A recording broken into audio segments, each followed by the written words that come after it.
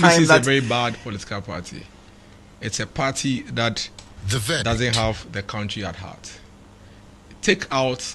List all the things that this country, in terms of development, from social to hardcore infrastructure to economic to other things, and take out all the initiatives the MPP has introduced and see what will be left. You know how long the NDC, both the current NDC and their ancestors, how long they've been leading this country. You take out and you see what will be left. So even till today, you cannot pinpoint any significant, and the key word is significant policy or initiative that the NDC as a political party or as a group has introduced in this country.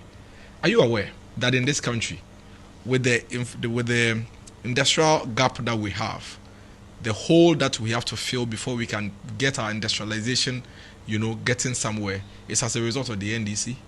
That between 1990 or even take it to 1989, to the time they exited power in 2000, they sold over 300 factories owned by the Republic of Ghana. They set up what we call the Divestiture Implementation Committee.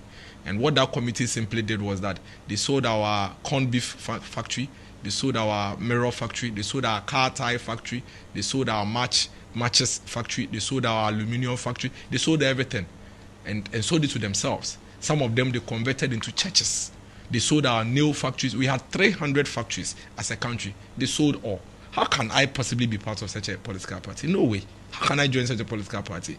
This is a political party that has sent our country back almost about 45 years. And we are now trying to work our way back, to our peers and to the level of our peers. Malaysia and we started with them in terms of independence. Malaysia actually came to Ghana to come and pick their palm, plants from us. And today look at where they are.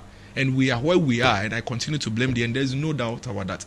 We are where we are because the NDC destroyed our industrial base. Not just that, even our governance.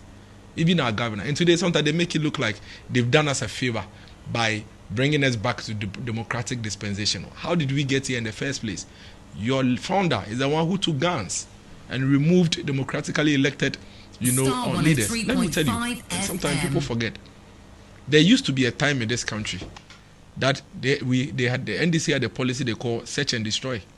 They go after individuals and private business people and destroy their businesses. It was in this country. Our market women were lined up on the street of Accra and lashed in plain daylight. Businesses were shut down.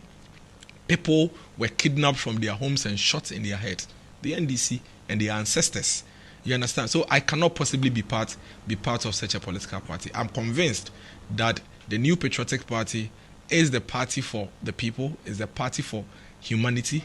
It is a party that thrives on free speech, party that thrives on private sector driven development, where we believe that every individual should be able to work all by himself and make money and use his own money and enjoy his money and spread it as much as he wants to spread it without any restriction. It is true that free SHS was a policy that was touted by the Akufo-Addo government. But it's not just free SHS. There was STEM education, there was ICT kindergarten, there was 80 educational projects opened one day, there was fees for all public schools, BEC, absorbed by the government for the first time. There was 3,000 education infrastructure projects completed. STEM was introduced to this country by Akufo-Addo. It's for the young people. They are benefiting from it. There were 300 science laboratories instituted across Ghana. In sports, there were 3 AstroTurfs in 2016. By the time Akufo-Addo was leaving, it's 150.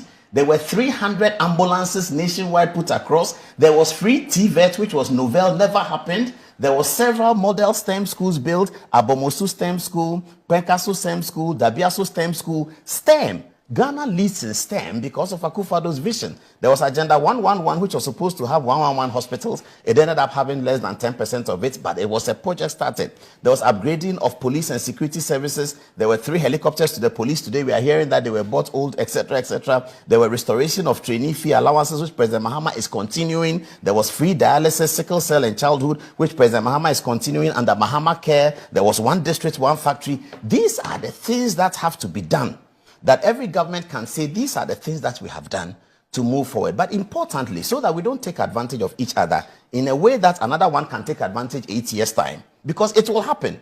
President Mahama became president in January. By March, he travels somewhere, and then you see the video. Somebody standing, somebody standing, say, Shwe Mahama cars, and he's counting it. It is there. Just coming from the same election where we campaigned that somebody was doing it, because we have refused to delineate certain things.